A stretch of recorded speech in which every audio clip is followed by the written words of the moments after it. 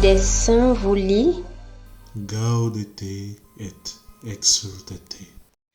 S'il vous plaît, n'oubliez pas de nous soutenir en vous abonnant, en likant et en partageant la vidéo.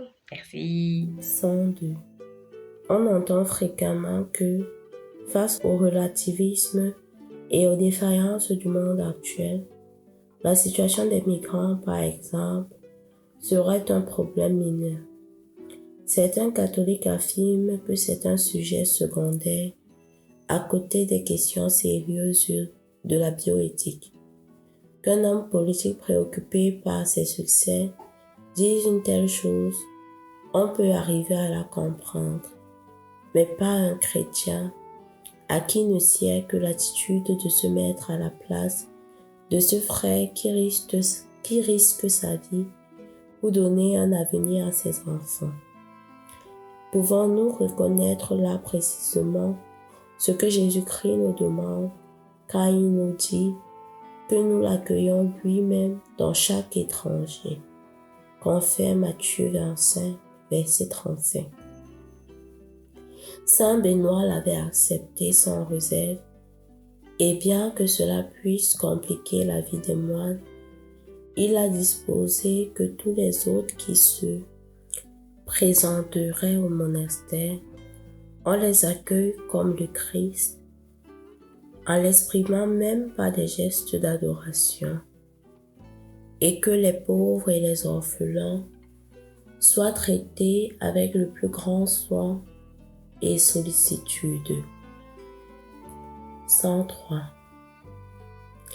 L'Ancien Testament ordonne quelque chose de semblable quand il dit « Tu ne molesteras pas l'étranger, ni ne l'opprimeras, car vous-même avez été étrangers dans le pays d'Égypte. » Exode 22, verset 20.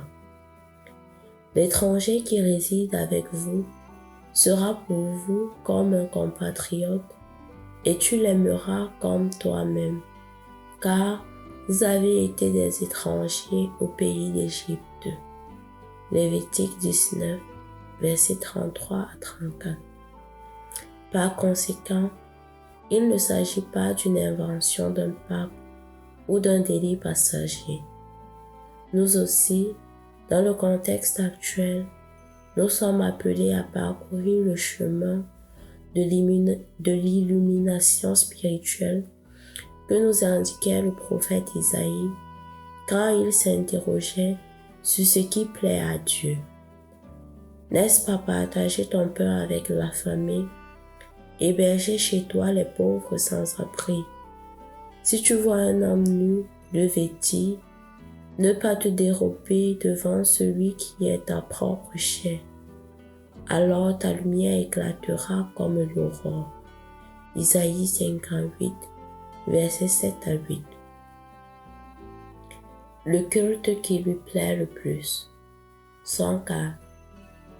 Nous pourrions penser que nous rendons gloire à Dieu seulement par le culte et la prière, ou uniquement en respectant certaines normes éthiques. Certes, la primauté revient à la relation avec Dieu et nous oublions que le critère pour évaluer notre vie est avant tout ce que nous avons fait pour les autres. La prière a de la valeur si elle alimente un don de soi quotidien par amour. Notre culte plaît à Dieu quand nous y mettons la volonté de vivre avec générosité et quand nous laissons le don reçu de Dieu se traduire dans le don de nous-mêmes aux frères. 105. Pour la même raison, la meilleure façon de discerner si notre approche de la prière est authentique sera de regarder dans quelle mesure notre vie est en train de se transformer à la lumière de la miséricorde. En effet, la miséricorde n'est pas seulement l'agir du Père, mais elle devient le critère pour comprendre qui sont ses véritables enfants. Elle est le pilier qui soutient la vie de l'Église. Je voudrais souligner une fois de plus que si la miséricorde n'exclut pas la justice et la vérité, avant tout, nous devons dire que la miséricorde est la plénitude de la justice et la manifestation la plus lumineuse de la vérité de Dieu. Elle est la clé du ciel. 106. Je ne peux pas m'empêcher de rappeler cette question que se posait saint Thomas d'Aquin quand il examinait quelles sont nos actions les plus grandes, quelles sont les œuvres extérieures qui manifestent le mieux notre amour de Dieu. Il a répondu sans hésiter que ce sont les œuvres de miséricorde envers le prochain, plus que les actes de culte. Les sacrifices et les offrandes qui font partie du culte divin ne sont pas pour Dieu lui-même, mais pour nous et nos proches.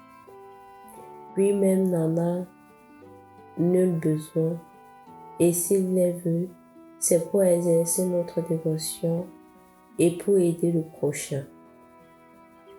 C'est pourquoi la miséricorde qui subvient aux besoins des autres lui agrée davantage, étant plus immédiatement utile au prochain. 107.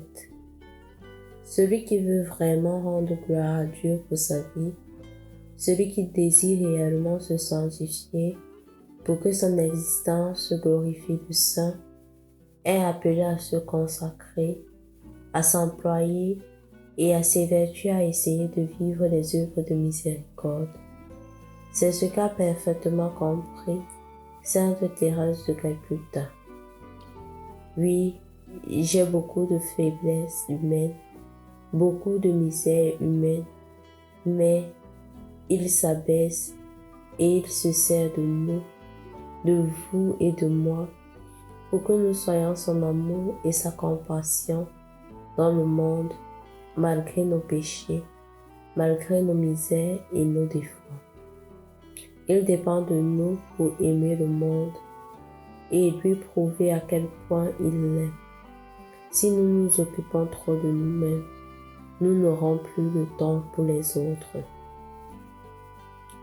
108. Le consumérisme hédoniste peut nous jouer un mauvais tour, parce qu'avec l'obsession de passer du bon temps, nous finissons par être excessivement axés sur nous-mêmes, sur nos droits et sur la hantise d'avoir du temps libre pour en jouer.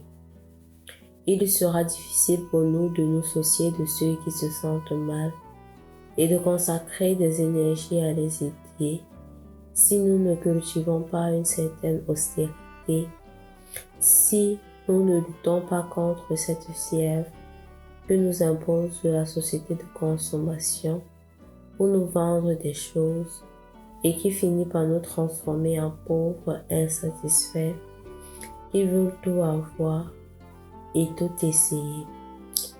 La consommation de l'information superficielle et les formes de communication rapide et virtuelle peuvent également être un facteur d'abrutissement qui nous enlève tout notre temps et nous éloigne de la chair souffrante des frères. Au milieu de ce tourbillon actuel, l'Évangile vient résonner de nouveau pour nous offrir une vie différente, plus saine et plus heureuse. 109. La force du témoignage des saints, c'est d'observer les béatitudes et les critères du jugement dernier. Ce sont peu de paroles, simples mais pratiques et valables pour tout le monde, parce que le christianisme est principalement fait pour être pratiqué. Et s'il est objet de réflexion, ceci n'est valable que quand il nous aide à incarner l'Évangile dans la vie quotidienne. Je recommande de nouveau de relire fréquemment ces grands textes bibliques de se les rappeler, de prier en sa servante, d'essayer de les faire chair. Ils nous feront du bien, ils nous rendront vraiment heureux.